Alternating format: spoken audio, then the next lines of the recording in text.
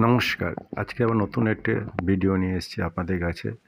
আজকে 27শে জুলাই 2024।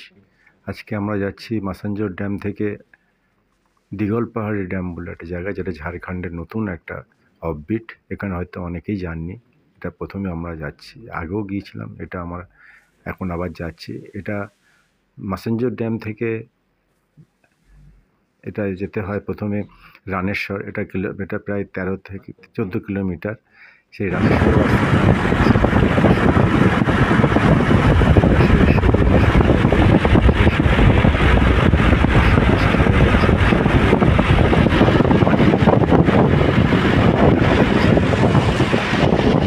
এটাই আমি যাচ্ছি। রানেশ্বর থেকে আমরা যাচ্ছি এবারে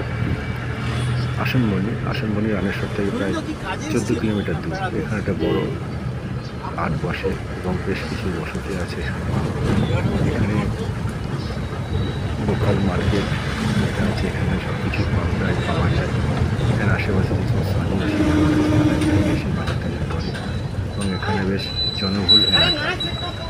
তো এখান থেকে একটা রাস্তা চলে গেছে, যেটা হচ্ছে চিনতে পারছিস পিন্টু? এখান থেকে প্রায় 2.5 কিলোমিটার দূরে।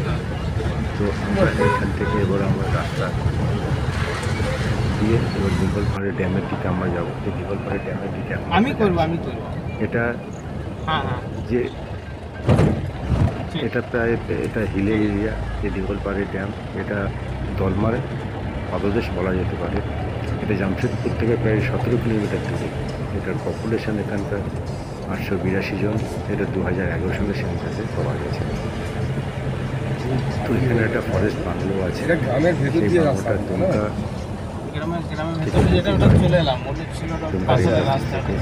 আমরা এখন যাচ্ছি। তাহলে এই রাস্তাটা কি?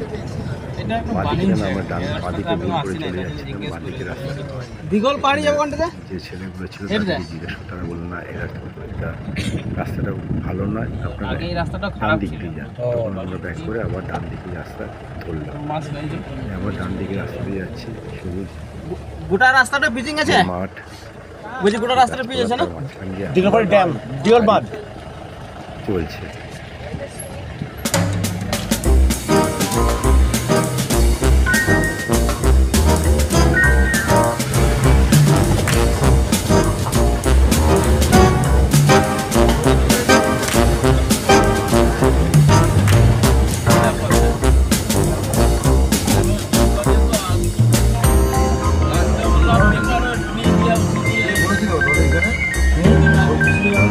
সিমিলার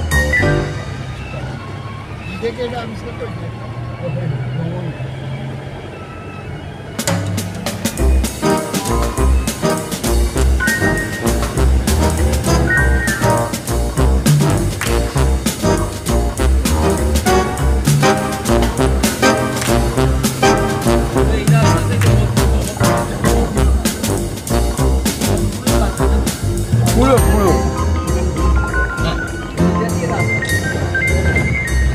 এটা নয়, এটা দিয়ে যাইনি আমরা। ওই রাস্তা খারাপ হয়ে গেছে। হ্যাঁ আমরা এখন দিঘল পাহাড়ি ড্যামের দিকে যাচ্ছি। চারদিকে জঙ্গল, হ্যাঁ বড় হয়েছে। এখানে ওইটা খারাপ হয়ে গেছে। সবুজের আদিত্যতা আছে, সেখানে দৌড় করে যাচ্ছে ও তো প্রচুর। এবং এই আমরা দিঘল পাহাড়ি ড্যামে এসে পৌঁছালাম।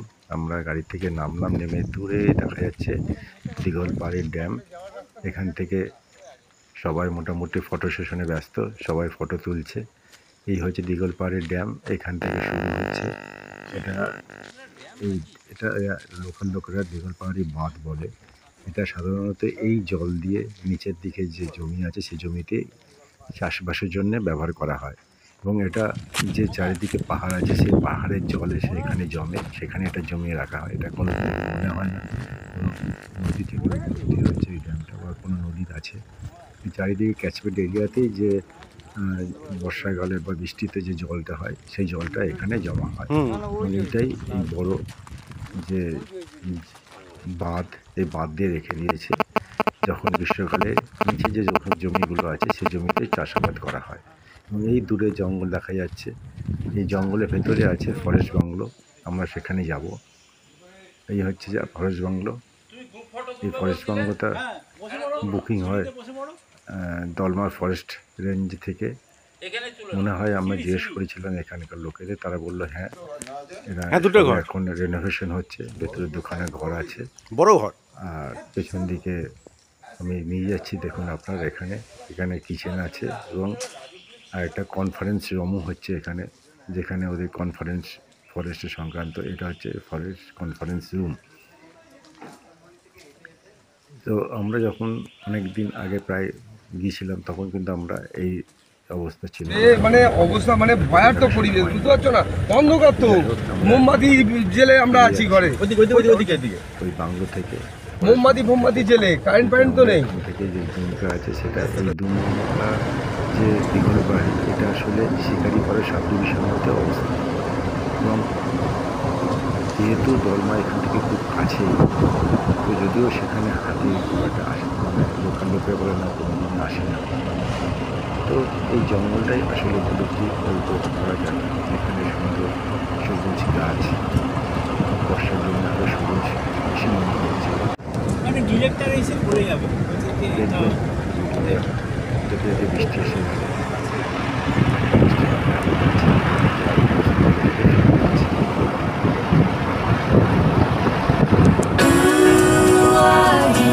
Asking to come back home. I'm not the girl you used to know. Who are you asking to come back home? I'm not the girl you used to know. Asking to come back home.